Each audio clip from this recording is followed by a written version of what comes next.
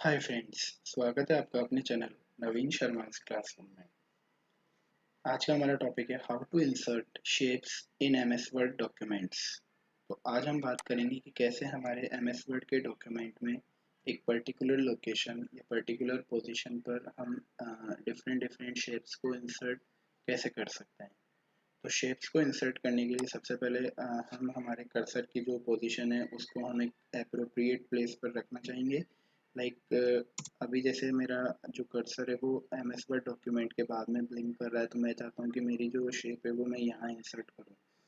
इसके लिए मुझे क्या करना पड़ेगा, इंसर्ट टैब पर जाना है और इंसर्ट टैब पर जाने के बाद आप देखेंगे पिक्चर्स और पिक्चर्स के बाद में शेप्स, इस पर मुझे क्लिक करना है। तो जैसे ही मैंने यहाँ क्लिक किया तो आप देख रहे हैं कि यहाँ पर काफ़ी सारी शेप्स अवेलेबल हैं और इनमें से जो भी शेप हमें रिक्वायर्ड है हम उसे यहाँ पर इजीली क्लिक करके इंसर्ट कर सकते हैं। तो जैसा कि अभी आप देख रहे हैं कि मैं यहाँ पर एक रेक्टेंगल इंसर्ट करने के लिए जा रहा हूँ। तो रेक्टेंगल जैसे मैं इंसर्ट करने के लिए जा रहा हूँ, मैंने जैसे ही रेक्टेंगल पे क्लिक किया तो जो मेरा माउस पॉइंटर है वो प्लस सिंबल में कन्वर्ट हो गया और अब मैं माउस के लेफ्ट क्लिक को दबा के रखते हुए और जब मैं माउस को ड्रैग करता हूँ तो आप देख रहे हैं कि एक रेक्टेंगुलर शेप यहाँ पर बन गई है।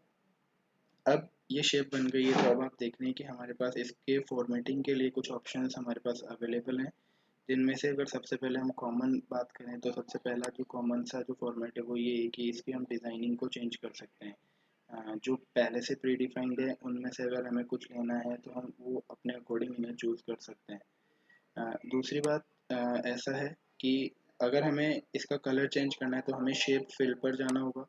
शेप फिल पर जाने के बाद आप देख रहे हैं कि यहाँ पर काफ़ी सारे कलर ऑप्शंस हमारे पास प्रोवाइडेड हैं, तो मैं उनको भी यूज़ कर सकता हूँ सो दैट मेरी जो शेप है उसका कलर चेंज हो जाए। तो अभी जैसे मैंने इसको चेंज कर दिया ब्लू पे। अगर मेरे को इसकी आउटलाइन चेंज करनी है तो आउटलाइन चेंज करने के लिए मेरे को जाना पड़ेगा शेप आउटलाइन पर और आप देख रहे हैं कि अगर मैंने ब्लैक किया तो ये ब्लैक हो गया है। यदि मैं इसको येलो करूँगा तो ये येलो येलो हो जाएगा, रेड किया तो रेड हो जाएगा। तो इस तरीके से हम इसे रेड पे रखते हैं। अगर हमें इसे कुछ इफ़ेक्ट्स प्रोवाइड करने हैं लाइक प्रीसेट, आप प्रीसेट में आप देख लें कि हमारे पास कुछ ऑप्शंस अवेलेबल हैं। शेडो की अगर हम बात करें तो ये शेडो भी हमें प्रोवाइड करने के लिए ऑप्शंस प्रोवाइड करता है, like outer shadow, inner shadow, perspective, like फिर रिफ्लेक्शन हमें चाहिए, लाइक इमेज में रिफ्लेक्शन। तो आप देखें कि ये इमेज में रिफ्लेक्शन भी हमारे सामने आ रहे हैं जैसे जैसे मैं माउस पॉइंटर को मूव कर रहा हूँ। ग्लो की अगर हम बात करें तो ग्लो भी यहाँ पर ये प्रोवाइड करता है इमेज को। तो ये सारे ऑप्शंस हैं जो बेसिकली शेप इफेक्ट्स की मदद से हम हमारी पर्टिकुलर शेप को प्रोवाइड कर सकते हैं।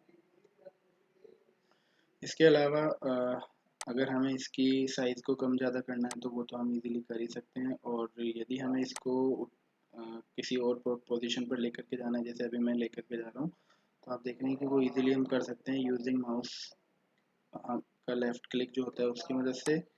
और इस तरीके से ये आपने देखा कि मैंने जो हमारा रेक्टेंगल था वो एम एस वर्ड डॉक्यूमेंट के नीचे से उठा करके उसको मैंने ऊपर शिफ्ट कर दिया है। यदि मुझे इसकी कॉपी करनी है तो मैं इस पर राइट क्लिक करके कॉपी, और कॉपी करने के बाद मैंने इसको जैसे ही पेस्ट किया तो ये पेस्ट हो जाएगा। तो आप देख रहे हैं कि सेम लाइन में दो शेप्स हमारी बन चुकी है जो कि सेम टाइप की है। अगर हम इस शेप को किसी और शेप से चाहते हैं कि एडिट करने के लिए तो हम उसे एडिट भी कर सकते हैं, किसी और शेप से हम इसे चेंज भी कर सकते हैं, तो ये भी हमारे सामने एक ऑप्शन है। तो ये एक बड़ा ही सिंपल सा मेथड था जिसकी मदद से हम क्या कर सकते हैं कि how to insert shape in MS Word document को इम्प्लीमेंट कर सकते हैं, यानी कि एमएस वर्ड के डॉक्यूमेंट में कैसे हम शेप्स को इंसर्ट करते हैं वो हमने आज के जो हमारा सेशन है उसमें सीखा। तो ये था हमारा आज का session. So thank you so much guys, have a nice day, good bye.